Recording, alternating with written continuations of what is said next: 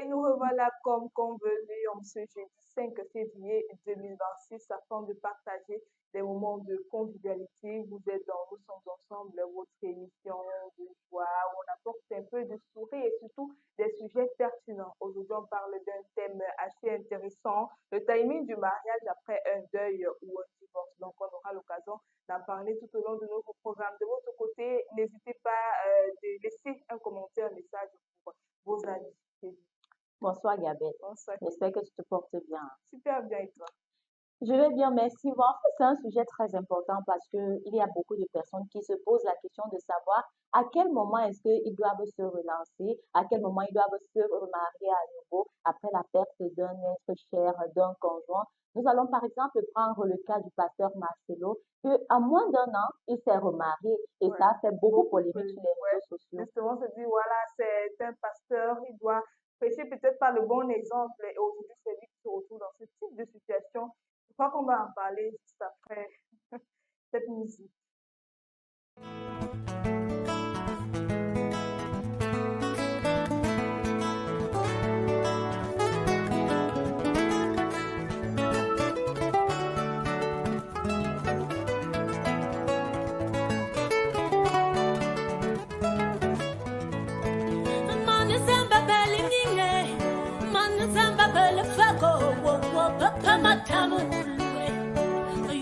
Yobese wangu uwoka mekile uwoka mentat uyene teme anti ngawongo komisi okome fe yobese wangu yongo komisi dunga kome temote binam asute watok temote binam awule ke matoma ndamnisi asiga temote binam ngano ngatafasa tano peka ulama tefu binyasi angawule matomo andamanama amute pepa amute anti amute obale me anti obale me anti obale me okamanima uyogale me ke obale ma uyogale me okamanima obale me pepa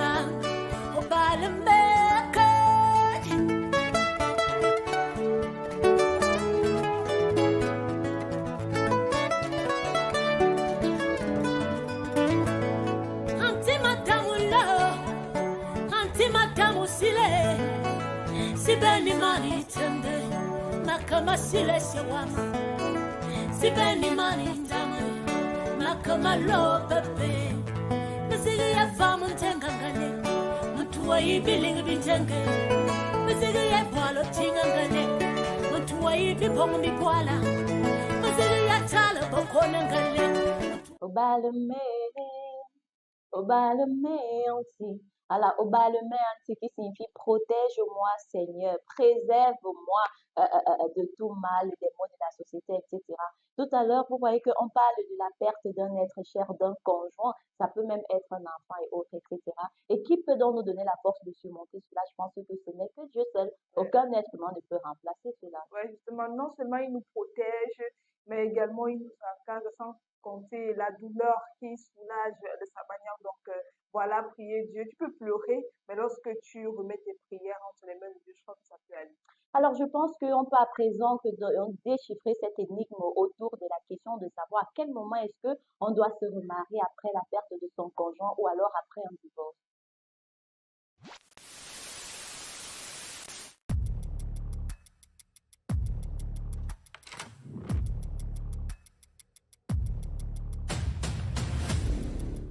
Tout d'abord, on va parler des défis du deuil et du divorce. Commençons d'abord par le deuil. Lorsqu'on perd un être cher, il est normal de prendre du temps pour refaire son deuil. Moi, je crois que lorsqu'on a vraiment aimé quelqu'un, si on prend le cas du deuil, lorsque tu as vraiment aimé ton partenaire, c'est difficile de refaire ta vie, à moins que peut-être un laps de temps doit d'abord écoulé, non seulement pour digérer, pour accepter déjà le deuil, pour digérer et pour enterrer vraiment la personne que tu as tant aimée.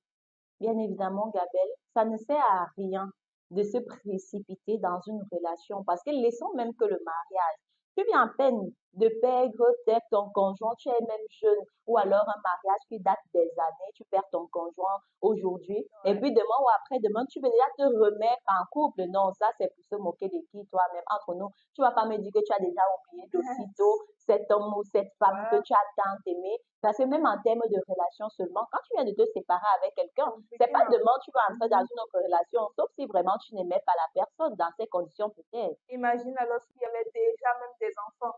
Ça veut dire que à chaque fois que tu vas regarder ton fils ou ta fille, tu vas directement penser à cette personne, les souvenirs. C'est tellement douloureux, ça fait mal. Surtout quand tu as peut-être cheminé avec cette personne. On prend l'exemple d'un couple qui se connaissent peut-être depuis jeune, à l'école, au lycée. Voilà, vous avez grandi ensemble, vous vous êtes mariés, vous avez eu des enfants, et demain, tout d'un coup, il meurt comme ça. Est-ce que tu vas pouvoir t'en remettre? C'est vraiment une douleur qu'on estime parce qu'il faut vivre pour comprendre.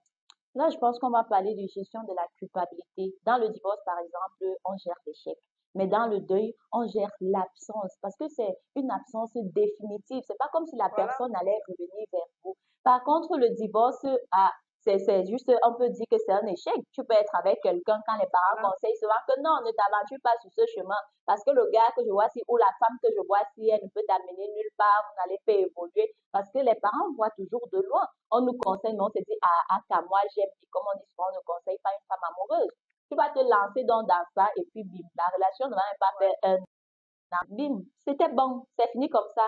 Maintenant, lorsqu'il s'agit du deuil, ça, c'est une absence définitive. La personne ne va plus, sauf si c'est Dieu qui ressuscite la personne, comme il a ressuscité Lazare, hein, bien évidemment, peut-être que tu pourras encore voir cette personne. Donc, du coup, il y a dans cette culpabilité qui naît, tu te dis, mes parents m'ont, en cas de divorce, par exemple, tu vas dire que mes parents m'ont bien conseillé que le mariage, ça n'allait m'apporter rien de bon.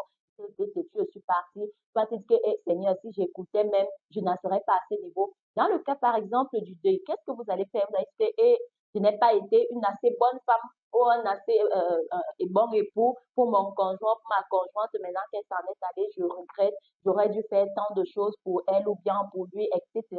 Vous voyez que ça va grandir à vous et vous pouvez même être dépressif. La dépression peut vous prendre, et c'est dans ces cas que n'est-ce pas quand même des ADC. Tu vois seulement que non, son époux est décédé hier, aujourd'hui, elle a suivi son époux parce que tu n'as pas supporté, tu n'arrives donc pas à gérer cette douleur-là. Surtout que généralement, le divorce, c'est un choix. Voilà, où vous allez cheminer ensemble et à un certain moment donné, vous allez décider, vous deux. Voilà, Mhm. parfois, c'est un consentement déjà des deux parties. Là, vous allez vous dire que non, on préfère arrêter là. Peut-être qu'on n'a pas la même vision des choses. Chacun de son côté se sépare dans la paix. Donc, si tu as rencontré une jeune femme là, elle te traite mieux, tu vois que toi-même, tu as un homme maintenant, il remplit tes critères comme tu l'as toi, te remarier, moi, je crois que lorsqu'il s'agit de divorce, on devrait pas mettre un timing spécial vraiment pour se relancer. Par contre, le deuil, généralement, vous allez vous rendre compte que ça n'a pas été volontaire. Tu vivais ta vie paisiblement et puis bim, un jour, plus rien, il n'est plus là. Tu n'as pas choisi cette situation, tu es obligé de faire avec. Pourtant, le deuil, voilà, le divorce, autant pour moi, tu te rends compte que bon, voilà, tu as décidé de ne plus être avec cette personne. Et aujourd'hui, même si c'est lui qui a demandé, qui a fait la Mhm. demande, bon, avec le temps, toi aussi, de ton côté, tu guéris, tu apprends à vivre sans lui et ça peut aller. Et aussi que cette culpabilité grandit, même lorsque vous voyez vos enfants, vous allez dire que, Seigneur, qu'est-ce que je vais dire à mes enfants de moi après-demain? Leur père est parti ou leur mère est Voilà. partie ou autant de choses. Quand vous allez voir peut-être les enfants des autres jouer avec peut-être leur mère ou leur père, toi tu vas rester là, tu vas te dire que mes enfants n'ont pas de père. Mais ce que vous oubliez, n'oubliez surtout pas que Dieu est le père des orphelins. Parce que si tu n'as pas de papa ou alors ne te soucie pas des enfants, certes, nous sommes tous faits de chair, tu vois un peu donc. Oh, il y a certains trucs on ne peut pas éviter, c'est vrai, c'est là, mais ne faites pas de ça une préoccupation majeure parce que même toi-même, tu ne te prends pas en charge. Si Dieu ne permet pas, ça ne va pas arriver. Dieu est le père des orphelins, donc je pense qu'il va s'en soucier. Moi, j'ai eu à voir un film, je ne sais pas si vous connaissez ce film, c'est un film nigérien intitulé Un péché impardonnable. J'aimerais bien savoir comment est-ce qu'on peut qualifier ça, Gabelle. Je pense que tu vas m'aider. En fait, il s'agissait d'une jeune femme, elle a rencontré un homme, ils ont cheminé ensemble, les études et autres, et puis ils se sont mariés. Elle est tombée enceinte. Maintenant, l'homme est décédé, la femme est restée enceinte, elle a accouché. Tellement l'enfant était la photocopie de son père. Tu vois que quand l'enfant était encore tout petit là, ça rappelait toujours son mari et autres. Et puis, à cause de cela, elle a développé des sentiments vis-à-vis de son Oui, enfant. Pas des sentiments maintenant en tant que mère, mais elle voyait maintenant son oui. enfant comme époux, comme conjoint. Ce qui fait quand son fils venait même avec sa camarade à la maison, elle chasse la camarade, elle dit, je veux plus voir les femmes ici dans cette maison ou alors même pour dormir. L'enfant a déjà 20 ans, 21 ans, gars. Tu exiges encore. L'enfant, il refusait, mais puis on joue comme on dit souvent que le diable est fort. Quand tu dessines le diable au mur, tu cherches juste une faille, probablement, ça va finir par arriver. C'est pour ça qu'ils ont commencé à coucher ensemble tous les jours. Mais il y avait le goût, quoi, le goût de la chose. Et c'est donc comme ça que la mère à son tour tombe enceinte. Imaginez un peu.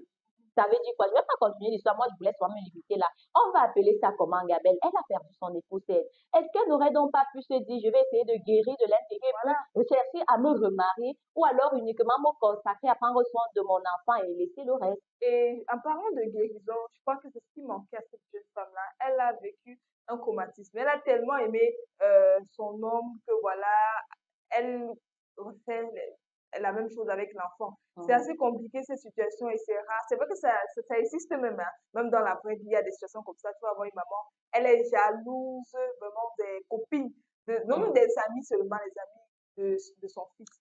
Elle protège, elle surprotège même. Donc, c'est une situation, je crois qu'elle devrait aller peut-être voir un Mais j'ai quand psychologue. même envie de vous raconter la suite, Isabelle, parce que, et comme Dieu sait comment il fait ces choses, moi, je ne sais pas par moment pourquoi les choses arrivent comme ça.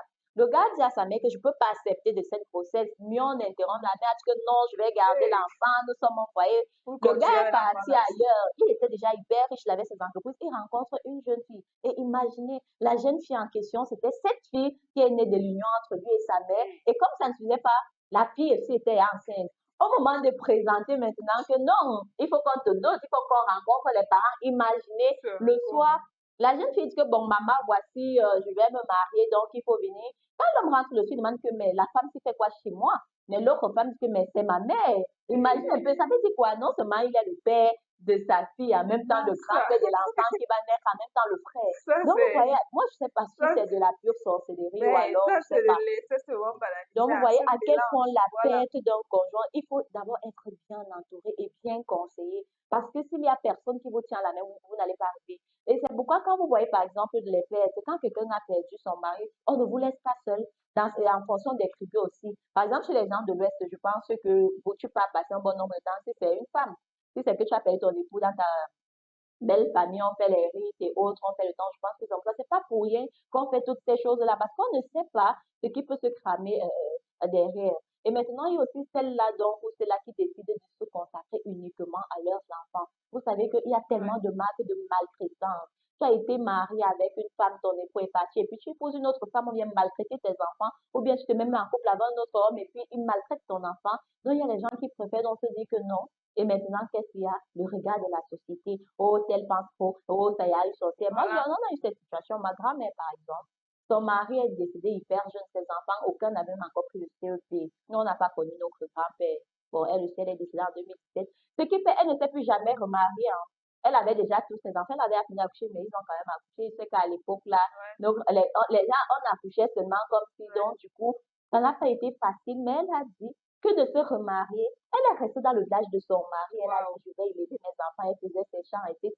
Mais jusque-là, les gens auront toujours à dire. Hmm. Je ne sais pas pourquoi les gens aiment trouver leur nez dans les affaires des autres. Pourtant, la vie de personne n'a changé. En parlant du regard des gens, mais moi, mon véritable problème avec cette histoire, c'est plus au niveau du deuil. Parce que nous sommes en Afrique, faut pas se mentir, on a toujours tendance à fustiger, à tirer sur la femme qui se remarie. Elle peut essayer de Mhm, patienter même 5 ans, voire même 8 ans, hein. Elle va rester là, elle a supporté, elle a eu le temps de guérir, de prendre son temps, de passer à autre chose, parce qu'on parlait de guérison tout à l'heure. Et maintenant, elle rencontre un homme qui est tellement gentil à donner, qui est responsable même pour s'occuper des enfants. Mais dès qu'elle va l'épouser, elle va toujours être jetée à la demande populaire, soit voilà. rabaissée et tout. Pourquoi ça? Alors que lorsqu'il s'agit de l'homme, bizarrement, voilà, on a eu même l'exemple à l'entame, on parlait du pasteur Mastéro, dès qu'il se remarie, il n'y a pas de souci. À moins d'un an, on va dire que non, il est viril, un homme ne doit pas tellement du seul, c'est pas facile pour lui. Donc quand c'est l'homme, on tolère, mais quand c'est la femme, on tire sur elle. Je comprends pas le pourquoi. Merci Gabelle de revenir dessus parce que ça me rappelle la polémique des mères célibataires sur les réseaux sociaux. On dirait que on est né pour être mère célibataire ou bien non. La mère célibataire, c'est pas souvent celle qui a été abandonnée par le père de son enfant ou bien non. Tu peux avoir été marié ou alors ton conjoint est décédé. Tu te retrouves avec l'enfant, que non, aucune mère célibataire ne sera épousée, etc. Mais vous êtes qui pour décider Ouais. des vies des gens? Vous n'êtes pas Est-ce Dieu qu'elle a quand même. voulu être Donc, mère vous voyez, donc, célibataire? tous ces regards-là, on vous fustige et autres et tout, ça vous pousse à commettre vraiment des actes malsains ou vous demandez probablement, comme cette dame, je sais pas, si c'est ce qui a poussé cette dame dans le film aller juste avoir des Ouais. rapports sexuels Oui, parce que avec de son base, fils. tu peux être une bonne personne, mais à force d'être toujours tiré dessus, toujours rabaissé, voilà, ça joue également sur le mental, hein. En tous les cas, nous avons un témoignage de Sophie, 35 ans, veuve depuis 2 ans. Déjà, désolée Sophie, beaucoup de courage et mes sincères condoléances. Elle dit, j'ai perdu mon mari à 2 ans et j'ai cru que je ne pourrais jamais aimer à nouveau. Mais j'ai rencontré quelqu'un qui m'a aidé à guérir et à aimer à nouveau. Je me suis mariée il y a 1 an et je suis très heureuse. Waouh. Voilà, vous voyez que sur cette terre, il existe encore de bonnes personnes. Ouais. Il existe encore ces personnes-là qui se disent que non, on a laissé cette dame-là les enfants. C'est pas, je ne vais pas aussi tourner le dos parce que je laisse un peu les ondes et autres et puis je fais mon travail. On parlait de choix tout à l'heure, donc il y en a qui décident de rester seuls, mais aussi par peur de refaire confiance, de recommencer. Bon, il y en a qui ont peur aussi de tout recommencer à zéro, rencontrer encore la personne, essayer de construire ta vie avec cette personne, faire confiance à cette personne. Voilà, surtout dans ce monde qu'aujourd'hui, l'amour est devenu même capitaliste.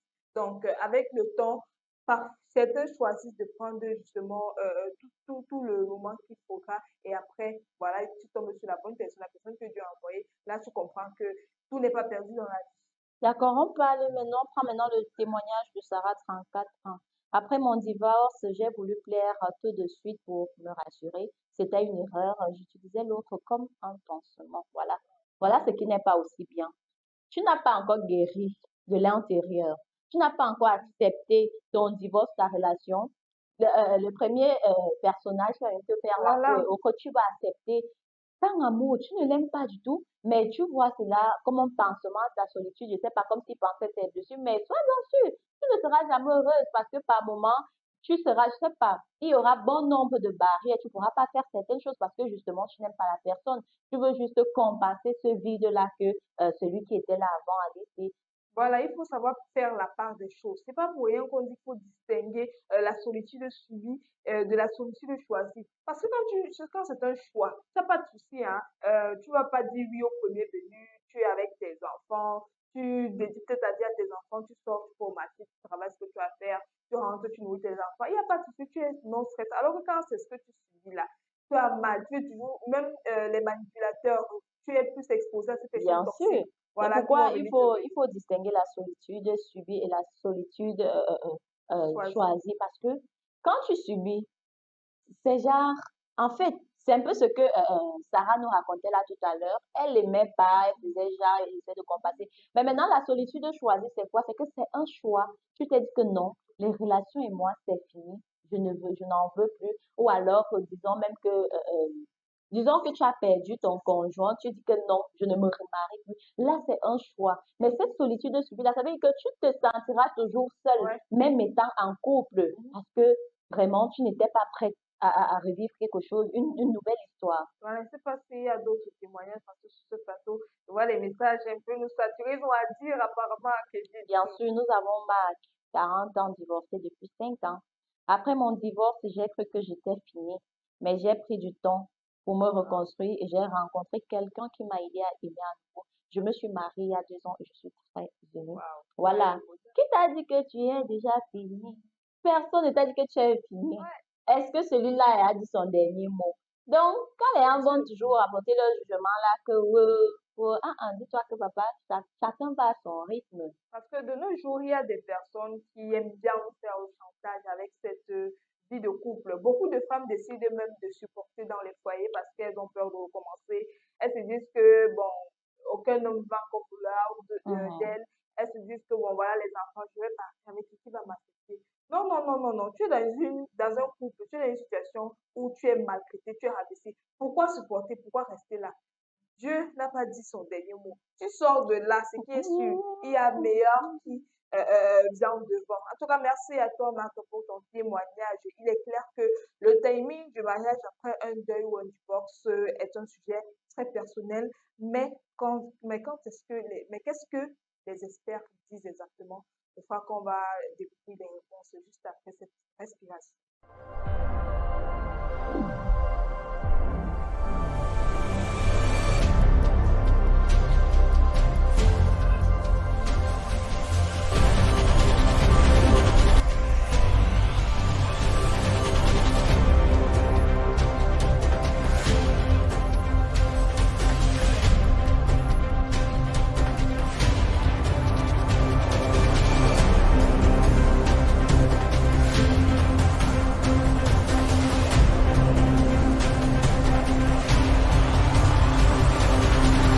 Campus TV, nous sommes ensemble.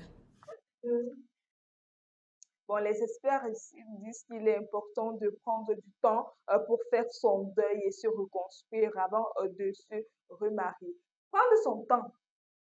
Prendre son temps, ce n'est pas les choses de une semaine, 2 semaines, un mois. Non, Mhm. quand tu as vraiment aimé une personne, moi je t'assure, Kevin, même seulement lorsqu'il y a distance, on prend l'exemple des relations à distance, lorsque ton conjoint n'est pas là, ou même lorsque la relation s'achève avec ton petit copain, si tu as aimé cette personne-là, c'est difficile de passer Bien. à autre chose, de tourner la page. C'est pas pour rien lorsqu'on a vécu une situation compliquée, difficile, on dit souvent, accepte d'abord la situation actuelle, accepte Ouais, d'abord que oui, c'est arrivé. Parce que ce n'est qu'en acceptant ce passé-là ou bien cette situation que tu pourras guérir. Tu vas chercher les méthodes pour en sortir. Mais si tu restes carré dans ça, tu peux pas oublier que oh, c'est monté. ouais, Non, c'est tout un processus. C'est-à-dire qu'il faut prendre du temps. Ce n'est pas aller du coq à l'âne ouais. gauche, du chef perdu Mais quelqu'un ou bien la relation est finie demain, je suis avec quelqu'un d'autre. Non, ça se passe pas comme ça. Mais il n'y a pas de règle générale, hein. Chaque personne est différente. Donc, nous avons un docteur Nathalie, psychologue. Elle dit il est important de prendre du temps pour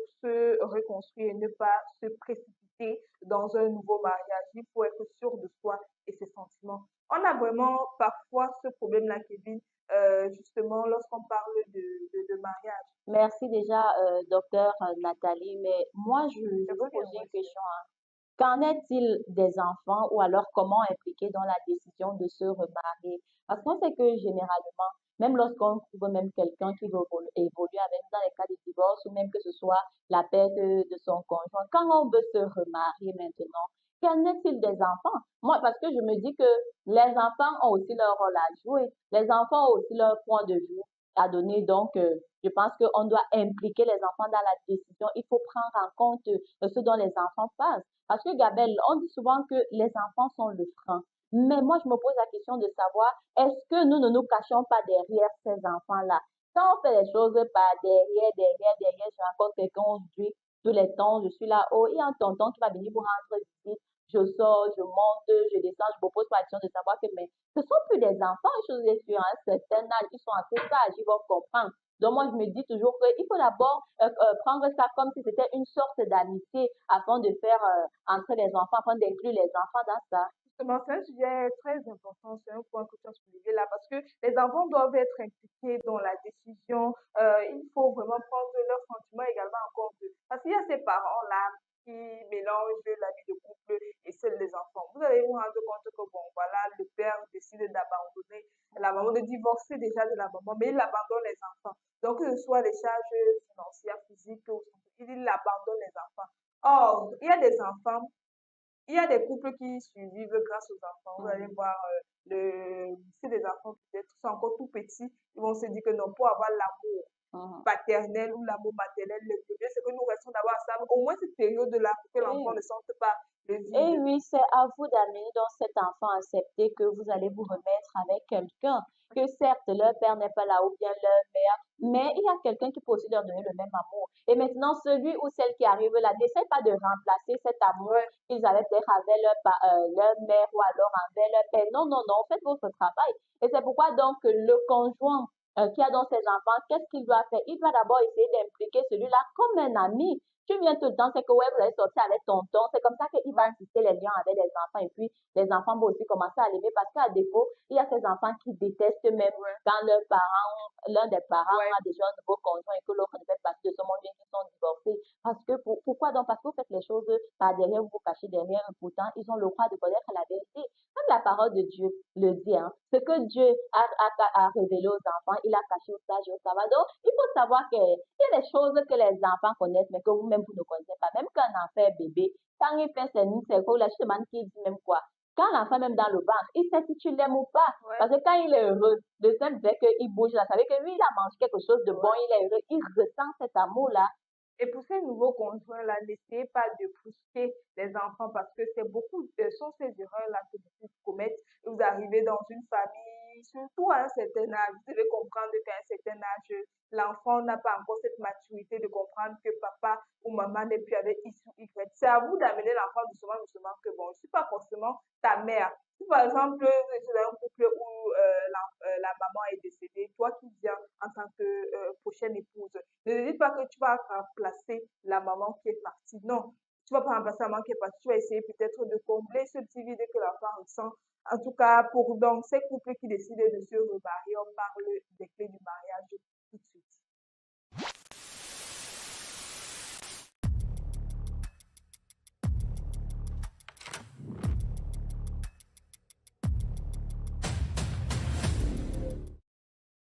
Alors, quelles sont les clés pour un mariage réussi après un divorce ou alors la perte d'un des conjoints? Nous allons d'abord dire qu'il faut être honnête envers vous-même. Soyez honnête, acceptez déjà la situation.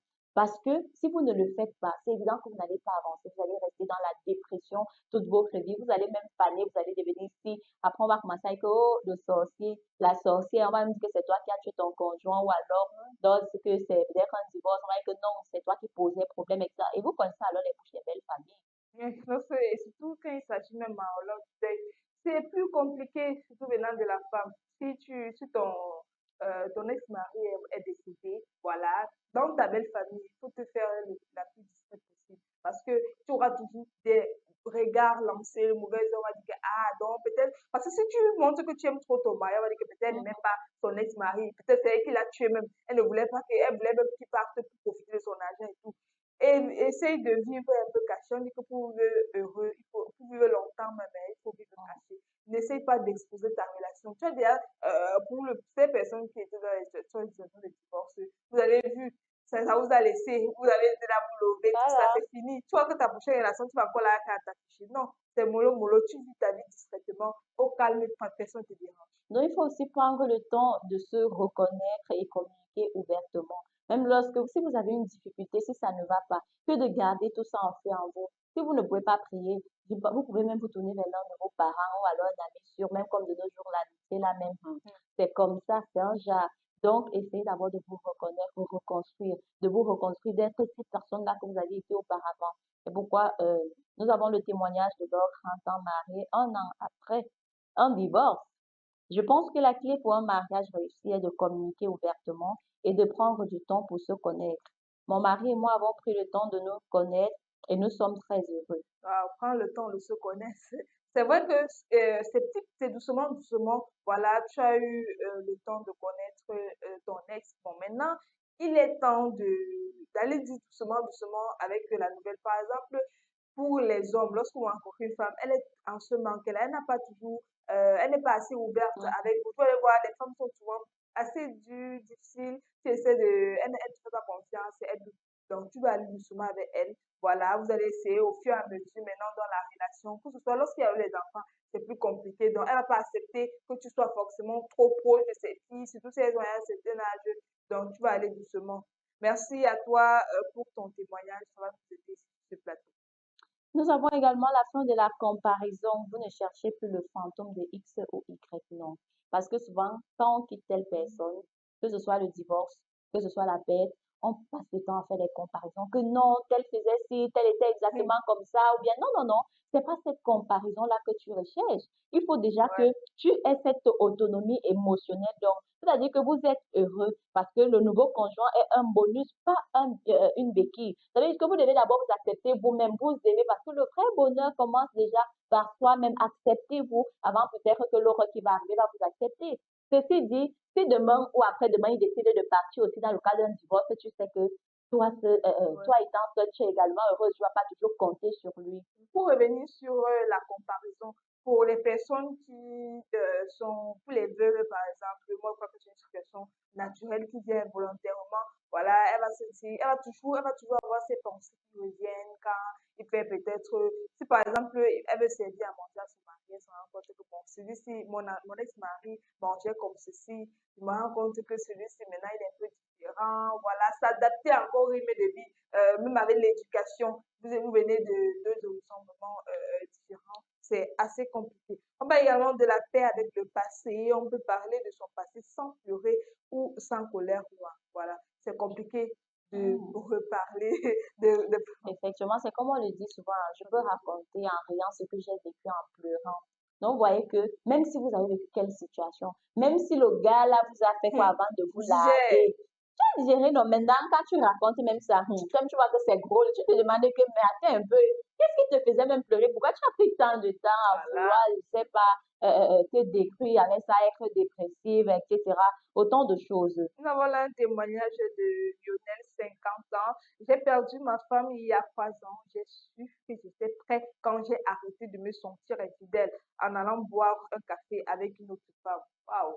Il a su lorsqu'il a été Oui, senti. tu vois, donc avant, il n'avait pas encore guéri. Parce que s'il avait déjà guéri, tu vois, quand il a rencontré une autre femme, il avait toujours cette impression de cramper sa femme, d'être inquiet. Pourtant, sa femme n'était plus en vie. Elle est déjà partie. Mais toi, tu dois refaire ta vie. Ça, c'est normal. Tu vas pas rester, sauf si vous avez signé un pacte pour Ouais. dire que non, là, tu ne peux vraiment plus. Tu vois, donc quand tu retrouves cette paix intérieure-là, cette conviction, ça veut dire que voilà, tu as réussi à surmonter dans cette étape passée. Tu sais, lorsque tu réussis à surmonter l'étape dans une vie, parfois tu te mets à pleurer. Tu Bien pleures sûr. pas forcément des larmes de douleur, ça peut être même des larmes De de joie. joie, ça peut même être de la nostalgie, un peu de mélancolie parce que tu t'assois là, tu repenses à tout ce que tu as vécu, ce que la vie t'a donné. On dit que merci pour les roses et merci également pour les épines. C'est ce que KSM nous parle ce soir avec son titre Je pleure.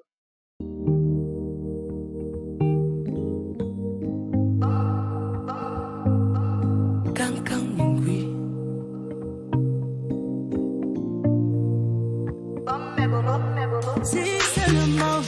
Si seulement tu savais comment et ce que tu m'as fait.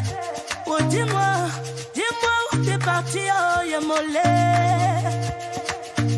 Quand tu as fait ça, est-ce que tu as pensé à moi et tout le passé? Oh, qui va donc effacer, oh, Yamolé.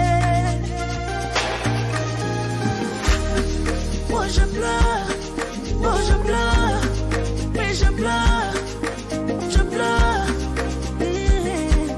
Tu es parti, oh, donc je pleure, car tu m'as laissé. Moi je pleure,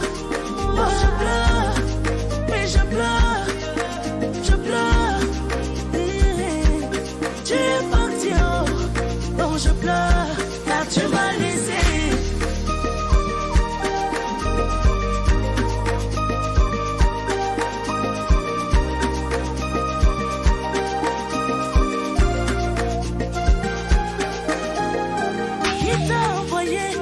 Qui t'a appelé, pourquoi être pressé là de me laisser? Qui t'a même chassé, pardon dis-moi, je m'en souviens. Prends ton vide, moi je n'en veux pas. Où qui va combler, moi je ne sais pas. Donc on était ensemble, mais tu m'as caché d'aller. Tu m'as fait ça.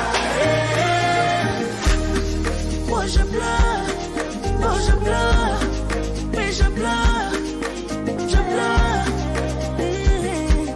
Tu es parti, oh, donc je pleure, car tu m'as laissé. Oh je pleure, mais je pleure.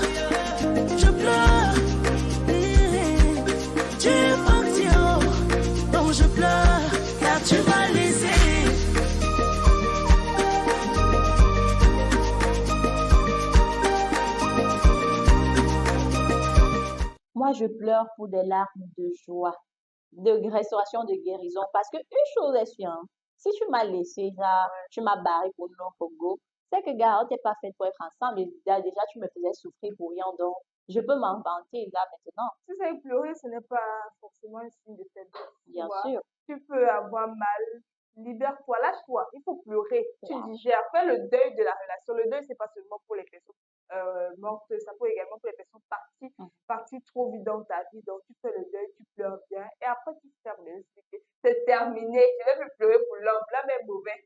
Alors, il faut savoir que le mariage n'est pas une destination, c'est un nouveau voyage. Donc, ne vous mariez pas pour fuir votre passé, mais plutôt pour reconstruire votre vie, pour votre avenir.